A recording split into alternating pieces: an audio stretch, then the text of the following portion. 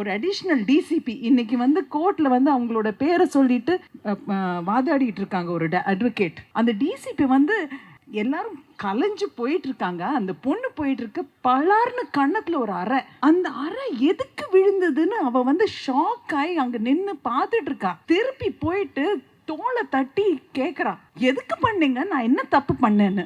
எனக்கு புரியவே இல்லை. இந்த மாதிரி என்னது இது, என்ன நடக்கிறது இது? ஒரு ஒற்றுமையான நாடு, இந்த ஒற்றுமையை வந்து எத்தனை பேர் வந்து கலைக்க பார்க்குறாங்க பாருங்க. அதுதான் கஷ்டமா இருக்கு மனசுல. இன்னொன்று ஒரு வீடியோ நேற்று தான் பார்த்தேன். அதில் வந்து ஏன்னா எனக்கு தூக்கம் வரல, என்ன பண்ணுறதுன்னு தெரியாம தான் நான் இவரை கூப்பிட்டேன். எங்கேயாவது ஏதாவது நடக்கிறதா, நான் வரணும், பேசணும், என் மனசு விட்டு பேசணும் அப்படின்னு நான் வந்தேன். ஒரு 16 வயசு பையன், அவன் வந்து ஒரு போலீஸ்கார ஏதோ தடுத்து நிறுத்தியிருக்காரு. மராட்டியில் பையன் பேசிட்டு இருக்கான்.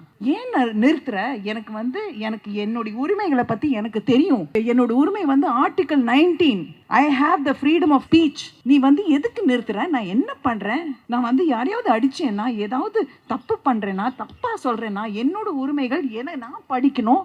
அதுக்காக மட்டும்தான் நான் இங்க வந்திருக்கேன். ஏன்னா நான் டாக்டர் ஆகணும்னு சின்ன வயசுல இருந்து கனவு, அதை வந்து நான் நிறைவேற்றணும். என்னோட பேப்பர் லீக் ஆயிடுச்சுன்னா நான் என்ன பண்றது? அவன் வந்து அவனோட எதிர்காலத்தை பத்தி இன்னைக்கு போராடிட்டு இருக்கான். இந்த மாதிரி நல்லபடியா நமக்கு தெரிஞ்ச விஷயங்களை அதை உள்வாங்கி பேசுற இந்த ஜென்சிக்கு ஹேட்ஸ் ஆஃப்.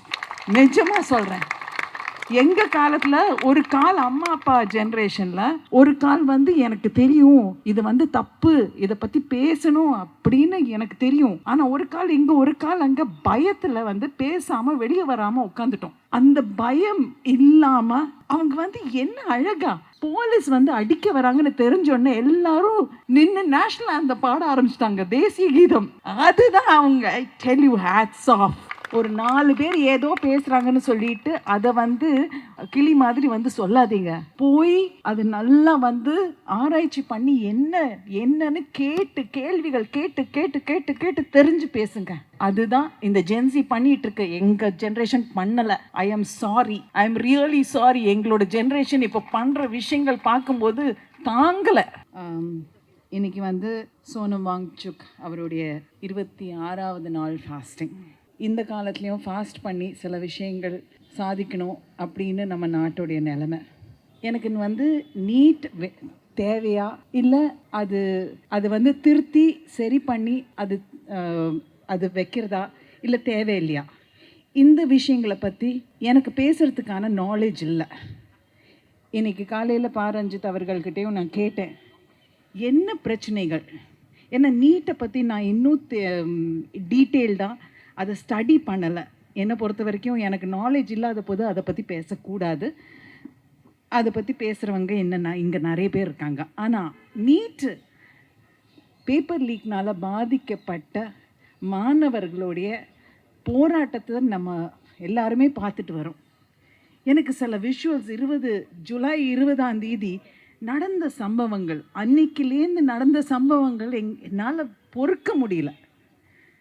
நம்ம குழந்தைங்க 17, 16, 19 வயசு, 20 வயசு, வாட் எவர் இட் இஸ், எல்லாம் நம்ம சின்ன குழந்தைங்க. எனக்கு நான் பார்த்த சில விஷுவல்ஸ் அப்படியே முட்டி போட்டு கையை கூப்பி கெஞ்சுறாங்க, தயவு செஞ்சு அடிக்காதீங்க. நாங்கள் வந்து கதறாங்க, நாங்கள் என்ன கேட்குறோம், எங்களுடைய உரிமைகள் கேட்குறோம். நான் டாக்டர் ஆகணும்னு ஆசைப்படுறேன். ஆனால் இந்த நீட்னால என்னுடைய கனவு வந்து போயிடும். எங்கள் அம்மா அப்பா வந்து கல்யாணம் பண்ணி கொடுத்துருவாங்க. தயவு செஞ்சு எங்களை அடிக்காதீங்க, நாங்கள் தப்பு பண்ணலை அப்படின்னு கதறாங்க.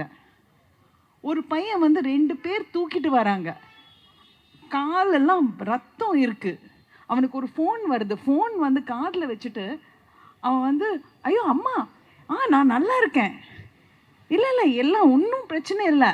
அதுக்கப்புறம் அம்மா கேட்டிருப்பாங்க போல இருக்கு, தம்பி நீ சாப்பிட்டியான்னு. நான் சாப்பிட்டேன், எல்லாம் இங்கே நல்லா இருக்கா. இதெல்லாம் கேட்டுட்டு சுற்றி இருக்கிற நண்பர்கள் வந்து அவங்க வந்து கூச்சல் போடுறாங்க. அப்போ வந்து இது உண்மையாக இருக்குமா, கேட்டியா, இந்த கூச்சல் கேட்டியா, பார்த்தியா, எல்லாம் நல்லபடியாக இருக்குன்னு ஃபோனில் சிரித்து பேசிகிட்டு இருக்கான். காலில் வந்து ரத்தம் போயிட்டுருக்கு. இன்னொருத்தர் பார்த்தா ஒரு அடிஷ்னல் டிசிபி இன்னைக்கு வந்து கோர்ட்டில் வந்து அவங்களோட பேரை சொல்லிட்டு வாதாடிட்டு இருக்காங்க ஒரு அட்வொகேட். அந்த டிசிபி வந்து எல்லாரும் கலைஞ்சு போயிட்டு இருக்காங்க. அந்த பொண்ணு போயிட்டு இருக்கு, பலார்னு கன்னத்துல ஒரு அறை. அந்த அறை எதுக்கு விழுந்ததுன்னு அவ வந்து ஷாக் ஆகி அங்க நின்று பார்த்துட்டு இருக்கா. திருப்பி போயிட்டு தோலை தட்டி கேட்குறா, எதுக்கு பண்ணீங்க, நான் என்ன தப்பு பண்ணேன்னு. எனக்கு புரியவே இல்லை. இந்த மாதிரி என்னது இது, என்ன நடக்கிறது இது?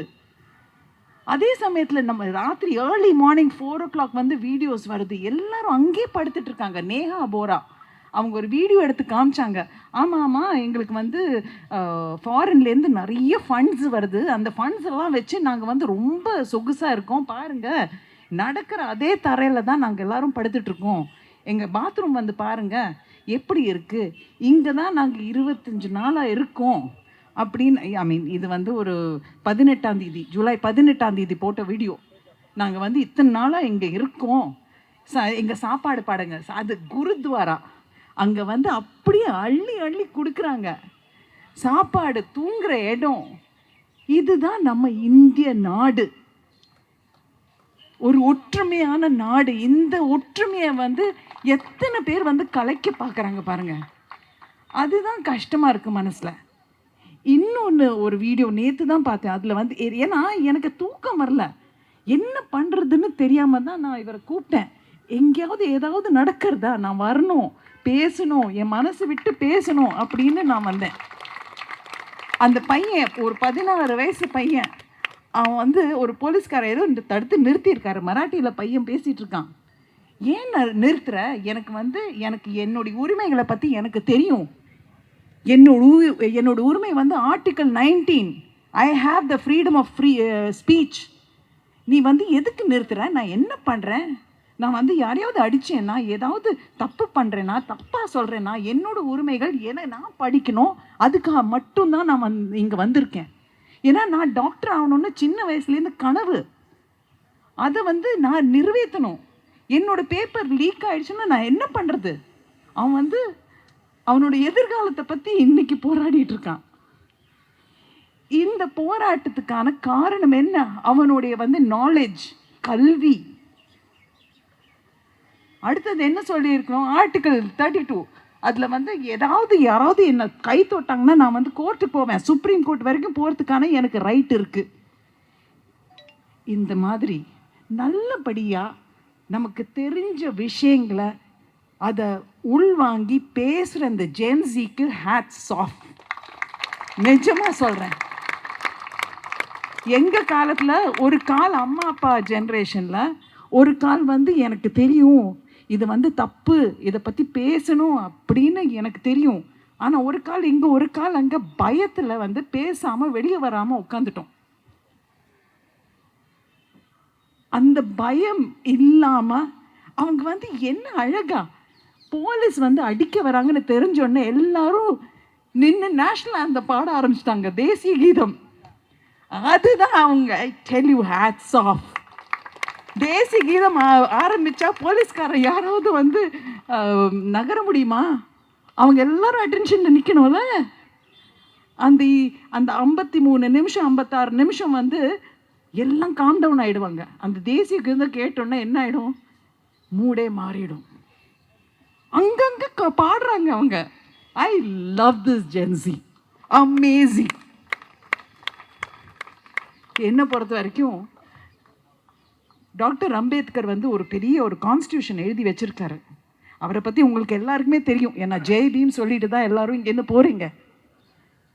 அவர் வந்து ஸ்கூலில் வந்து படிக்க விடாமல், ஏன்னா ஜாதி என்கிற ஒரு விஷயத்தினால படிக்க விடாமல் விட்டாங்க. அதுக்கப்புறம் 32 டிகிரி வாங்கியிருக்காரு, 32 டிகிரிஸ். அதெல்லாம் வாங்கினதுக்கப்புறம் தேசத்தில் வந்து நம்மளுடைய நாட்டுடைய கான்ஸ்டியூஷன் எழுதுறதுக்கான ஒரு ஆர்கிடெக்ட் அவர். அன்னைக்கே வந்து லேபர் லா பற்றி எழுதியிருக்காரு. பெண்களுக்கு வந்து when they are pregnant அவங்களுக்கு வந்து மெட்டர்னிட்டி லீவ் கொடுக்கணும், அன்னைக்கு எழுதினாரு. இன்னைக்கு இது வந்து அமெண்ட்மெண்ட் கிடையாது, கான்ஸ்டியூஷன் அமெண்ட்மெண்ட் கிடையாது. அதே டைமில்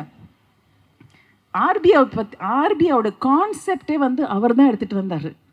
இந்த நாட்டுடைய பணத்தை வந்து எப்படி ஒரு லெவலில் வச்சுக்கணும்னு சொல்லிட்டு பல விஷயங்கள். இதுக்கெல்லாம் காரணம் என்ன? கல்வி கல்வி கல்வி, நாலேஜ்.